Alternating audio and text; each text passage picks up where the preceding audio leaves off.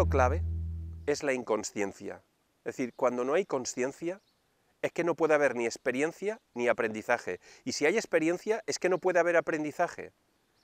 Entonces, cuando vienen la gente al centro y viene un padre y una madre con su hijo preocupado, para mí, uno de los elementos imprescindibles es que el padre y la madre creen que el niño tiene un problema. Eso ya les separa, al padre y la madre les separa del hijo. Porque si ellos piensan que tiene un problema, porque claro, el niño actúa rebelde, y digo actúa, no digo que es rebelde, que no es lo mismo. Rechaza, va en contra, no quiere estudiar, y el estudio es una progresión de futuro. Y el niño no quiere nada con el futuro en ese momento. Y claro, los padres entienden que el niño tiene un problema. El niño no duerme por las noches. Se queda jugando con los ordenadores o conectando con amigos y durante el día se pasa el día durmiendo, no quiere ir al colegio. El niño no quiere comer. El niño no quiere ir con sus padres. Cualquier cosa que va en contra de la estructura que uno cree. Entonces, uno entiende, los padres entienden que el hijo tiene un problema. Y eso es un gran problema. ¿Por qué creen que el problema lo tienen los hijos? Porque los padres no tienen una educación emocional para poder gestionar. O sea, el que uno sea consciente de algo va basado en el nivel que uno es capaz de sentir y de percibir y de aprender. Si uno no puede, no puede. Si una persona tiene una pareja y tiene miedo a separarse, nunca verá que la pareja y él no están bien. Lo justificarán siempre. Con la situación esta es igual. Es que el chiquillo no hace esto. Y entonces los padres lo que intentan es decirle al niño lo que tiene que hacer para que le funcione bien. Eso es otra barbaridad del sistema, de lo que hemos aprendido.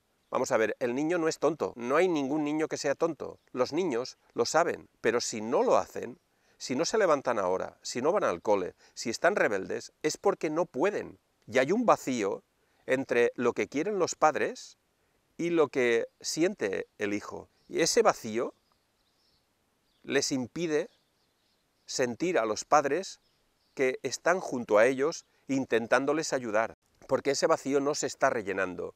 El niño no puede hacer otra cosa. Pero ¿qué pasa? Los padres creen que tienen la razón y juzgan al niño respecto a lo que aprendieron. No respecto al niño, sino respecto a lo que ellos de niños vivieron.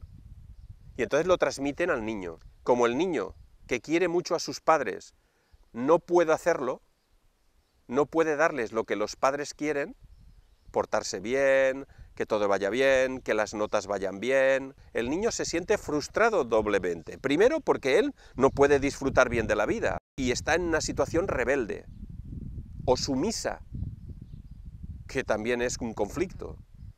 Y a la vez, todo eso le lleva a sentirse también que fracasa ante sus padres. Quiere a sus padres, pero no les puede dar a sus padres lo que sus padres quieren, porque no sabe lo que le pasa. Entonces es muy importante darnos cuenta de que los padres están integrados en el proceso del hijo, que no hay ninguna separación, que los padres deberían preguntarse qué me pasa a mí y cómo me siento yo respecto a la situación del hijo.